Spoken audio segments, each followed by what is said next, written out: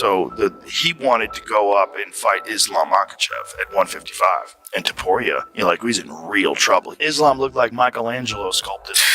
You don't fight Islam on 10 days notice. He's as good as he's the most complete fighter on the roster because he submits people. Like he submitted Poirier in the final round. He can also knock you out. He literally does everything. He's one of the best wrestlers in the sport. His top control and his squeeze is insane. And Topuria, he's in real trouble. Yeah. But Ilia Topuria, essentially, is kind of, that dude puts people to sleep. He fought this dude, Jai Herbert, and he went up to 155 for that fight. So he's a 45-pounder.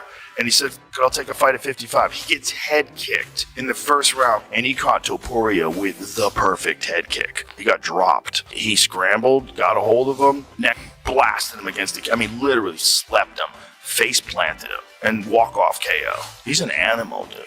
He's a real problem because he's intelligent, he's dedicated, he's driven, he's got that kind of confidence that those championship guys have where they know they're the best even before they're the best. Everything is so sharp. His technique is flawless. His boxing is so dangerous. He's so big. He's so strong, so good. What does he weigh? What does he weigh like normal? Like right now, if you called him up, what do you weigh, brother? What would he say? I would say at least minimum like 185, 190. Look out here. He's 210 pounds. No, it's like that guy's 250 pounds. His strength feels like 250 pounds. That's what I hear. But that's the thing with them. They're always training. No matter what they're doing, they always at least run once a day or grapple. He's big. That's about as big as you can get and keep doing that. Yeah, and he's tall. He's lengthy, and he has power. He could go up to 70 easily, I think. Yeah, easily. His stand-up has gotten elite. Like, you knocked down Oliveira. He had Oliveira in real trouble. The Volkanovski hit kick, though, and it was also the way he set it up. He kept kicking to the body. Oh, my God. I think people just assume that all he's going to do is wrestle. But then when you see him go in there and outstrike somebody, he even boxed with Poirier. He could do everything. The lightweight division is in a wild state right now.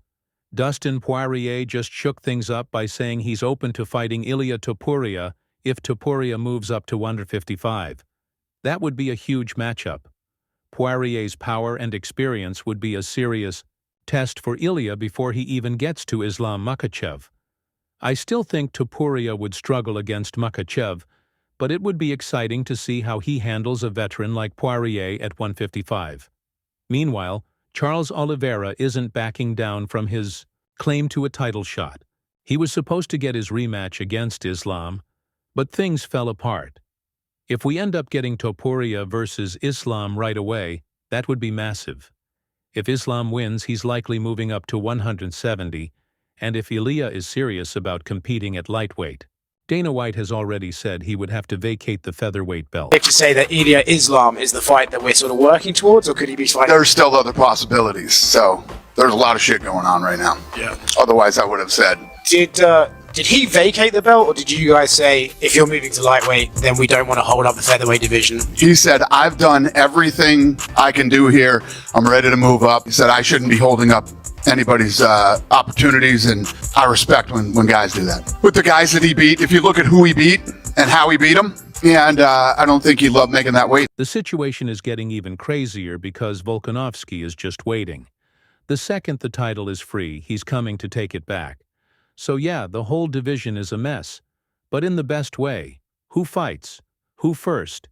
Who gets left behind? And is Ilia really ready for all this smoke at 155?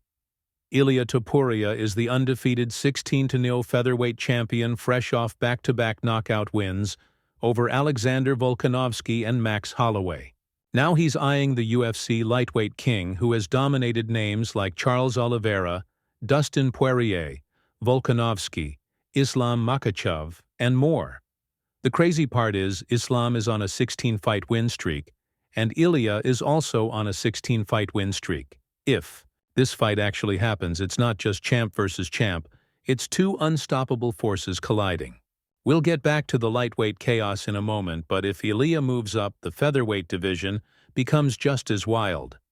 Volkanovski is obviously the front-runner. He's made it clear he wants his belt back the moment it's available, and honestly, after everything he's done at 145, it's hard to argue against it. Some fans even think he deserves an instant title shot. No questions asked. Then there's Aljamain Sterling, who straight up tweeted that Topuria is running from him. Wait, I'll take that belt. Pretty funny considering Ilia was just clowning him a few months ago. Let's not sleep on the Russian prospect Mosa Evloev. He's 19 new, yet barely anyone is talking about him. He's a tough matchup for anyone with that relentless freestyle fighting style. If Volkanovski doesn't get an instant rematch, we might see him face Mosa or even Sterling jumping in. Plus, there's talk of Merab Dvalishvili moving up too, which adds another interesting scenario. Now back to lightweight. If Islam beats Ilia, things get even more interesting. He's most likely moving up to welterweight, which has been the plan for a while, but here's where things get tricky. Islam doesn't seem too interested in fighting Belal Muhammad either. You spent some time training with Islam. Would you welcome him to fight at 170 if you're the champion and he wants to go up and fight for champ status? It's my dream. I want to fight for the second belt. No, I would never fight him. He's my brother, right?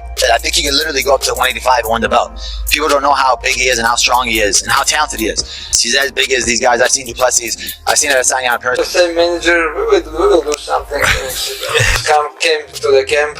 He was sparring today with Sagid. It's gonna be crazy fight because Bilal waiting too much for his chance and he training very hard for this man. I felt that I'm promoting, it's just that I know what it's like to be a double champ and I know Islam wants it. They asked me if I did Bilal, like when I was active fighter, no. But for example, like Bilal and Islam, okay, you have to talk with them. You're okay with them fighting. It's okay, brother. Like I get it, man. My heart, not okay. Yeah. My heart, not okay. But so you're gonna Islam to beat. So what happens if Belal really doesn't want that fight?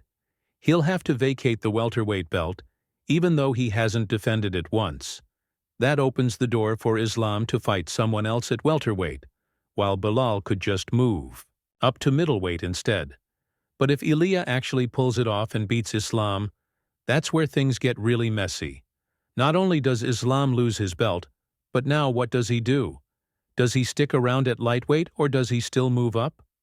Well, Ilia's coach has already said that Ilia walks around at 180 plus. I see Ilia in 85 kilos, and he needs to be 66. We do very big weight.